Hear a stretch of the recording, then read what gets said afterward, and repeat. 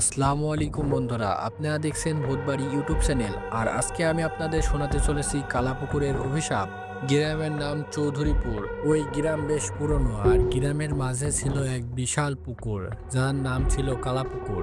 এই পুকুর নিয়ে বহু গল্প প্রচলিত ছিল। বলা হতো রাতের বেলায় কেউ যদি এই পুকুরের ধারে যেত, তবে সে আর ফিরে আসতো না। শুনতে কাল্পনিক মনে হলেও গ্রামের লোকরা শপথ কেটে বলে, আমি নিজের চোখে দেখেছি মাঝরাতে পুকুরের পানি থেকে মানুষের হাত বেরিয়ে আসে। ঘটনার শুরু রাত তখন 11টা। অমিত, রাজু, সাগর, আরিফ আর অরুণ, পাঁচজন বন্ধু শহর থেকে গ্রামে বেড়াতে এসেছে এক আত্মীয়র বাসায়। গ্রামের পরিবেশ বেশ সুন্দর, কিন্তু রাত নেমে এলে অদ্ভুত নীরবতা নেমে আসে, যেন পুরো গ্রাম ঘুমিয়ে পড়ে আর বাতাসও নিস্তব্ধ হয়ে যায়। ওই পুকুরটা দেখতে সাধারণত, এতে ভয় পাওয়ার কি আছে? রাজু হাসতে হাসতে বলে, গ্রামের লোকরা বলে এখানে ভূত বাস করে, আর মাঝরাতে নাকি পানির নিচ থেকে হাত বেরিয়ে আসে। সাগর বলল, এসব বাজে কথা, ভূত টুত বলতে কিছুই নেই। অমিত বলল, চলো আমরা সবাই মিলে একটু মজা করি। সেই মুহূর্তেই গ্রামের একজন বৃদ্ধ এসে ফিসফিস করে বলে, বাবা, রাতে এই পুকুরের ধারে যেও না, অনেকেরই ক্ষতি হয়েছে। কিন্তু বন্ধুরা হাসতে হাসতে বিষয়টা উড়িয়ে দিল। পুকুরের ধারে সাহসের পরীক্ষা। রাত 12টা বাজতে চলেছে। বন্ধুরা ঠিক করলো পুকুরের ধারে গিয়ে কিছুক্ষণ বসবে। চলো দেখি সত্যি সত্যি কি ভূত আছে। রাজু মজা করে বলল। পাঁচজন বন্ধু পুকুরের পাশে গিয়ে বসলো। চারিদিকে নিস্তব্ধ, শুধু ঝিঝি পোকার ডাকি শোনা যাচ্ছে। একজন বন্ধু এক সময় রাজু বলল, আমি পুকুরের পানিতে হাত ডুবিয়ে দেখি কিছু হয় কি না। সে পুকুরের পানিতে হাত ডুবালো। কয়েক সেকেন্ড পর কিছুই হলো না। রাজু দেখলে ভূত টুত কিছুই নেই। রাজু হেসে উঠল। ঠিক তখনই জল থেকে এক কালো হাত কঙ্কালের মতো উঠে এসে রাজুর হাত ধরে টান দিল। রাজু চিৎকার করে উঠল, বাঁচাও, কেউ আমার হাত ধরে টানছে। বন্ধুরা হতভম্ব হয়ে গেল। তারা রাজুকে টেনে ধরার চেষ্টা করলো, কিন্তু পানির নিচের শক্তি এতটাই ভয়ঙ্কর ছিল যে রাজু ধীরে ধীরে পানির নিচে ডুবে যাচ্ছিল। ভয়ঙ্কর দৃষ্টি। অমিত চিৎকার করে বলে, তুমি দেখছো? শুধু হাত নয়, পানির নিচে মুখও দেখা যায়। সত্যিই পানির নিচে অস্পষ্ট কয়েকটি অন্ধকার মুখ দেখা যাচ্ছে, যেন তারা সবাই রাজুকে গভীরে নিয়ে যেতে চায়।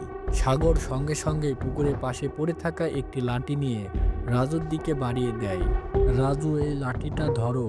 রাজু শেষ শক্তি দিয়ে লাঠি ধরে ফেললো, আর সবাই মিলে টানতে শুরু করলো।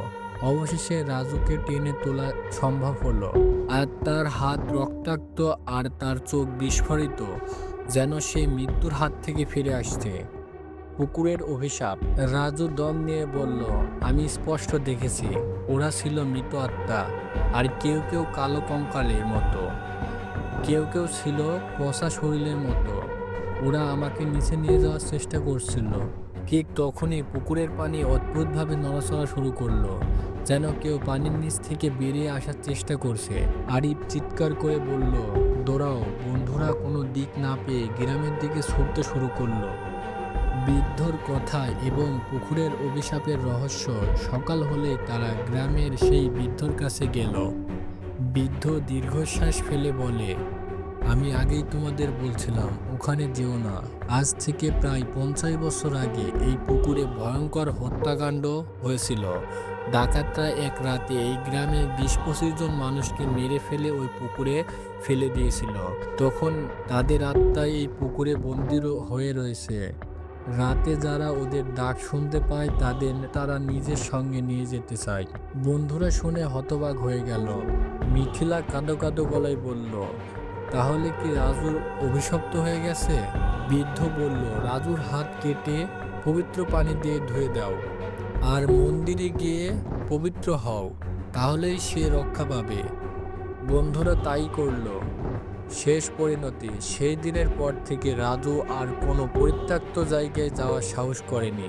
গ্রামের লোকেরা বলে, এখনো যদি কেউ রাত 12টার পরে কালো পুকুরের ধারে যায়, তবে সে পানির নিচ থেকে ফিসফিস শব্দ আর বিকট হাসির আওয়াজ শোনা যায়।